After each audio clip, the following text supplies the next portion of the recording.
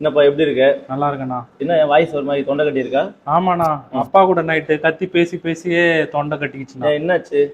அப்பா கொஞ்சம் காது கேட்கல, வயசாயிடுச்சு. ம். அதனால கத்தி பேசி பேசி.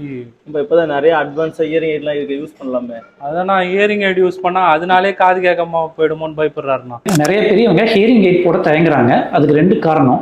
ஒரு காரணம் ஷையா ஃபீல் பண்றாங்க, இன்னொரு காரணம் அவங்க ஹியரிங் எய்ட் யூஸ் பண்ணனால இயற்கையாக கேட்கிற திறனே குறைஞ்சிரும்னு நினைக்கிறாங்க. இது வந்து ஒரு மித்து.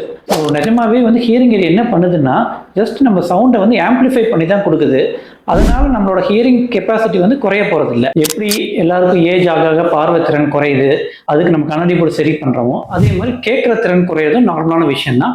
அதுக்கு ஹியரிங் எய்ட்ஸ் மூலம் சரி பண்ணிக்கலாம். நம்ம ஹியரிங் எய்ட்ஸ் யூஸ் பண்ணால உங்க ஃபேமிலி டைம் இம்ப்ரூவ் ஆகும். அதனால ஹியரிங் எய்ட்ஸ் யூஸ் பண்ண தயங்காதீங்க. உங்க வீட்டில் யாராவது டிவியை சத்தமா வைக்கிறாங்க, இல்லை பேசுனதே திரும்ப திரும்ப கேட்கறாங்க, இல்லை ஃபோன் பேச கஷ்டப்படுறாங்கன்னா அவங்களுக்கு ஹியரிங் ப்ராப்ளம்ஸ் இருக்கு. கண்டிப்பாக அவங்கள இஎன்டி கன்சல்டேஷனுக்கு கூட்டிட்டு போகணும். உங்க வீட்டில் யாருக்காவது ஹியரிங் ப்ராப்ளம் இருக்குன்னு டவுட்டா இருந்துச்சுன்னா, நான் கீழே ஒரு லிங்க் கொடுத்துருக்கேன். அதில் போய் அவங்க ஹியரிங் டெஸ்ட்டை ஃப்ரீயாக பண்ணி பார்த்துக்கலாம். அதில் ஏதாவது ப்ராப்ளம் தெரிஞ்சிச்சுன்னா நீங்கள் கண்டிப்பாக ஒரு டாக்டர் கன்சல்டேஷன் பண்ணிக்கோங்க. முக்கியமாக இந்த வீடியோவை ஹியரிங் எய்ட் யூஸ் பண்ண தயங்குறவங்களுக்கு ஷேர் பண்ணுங்க.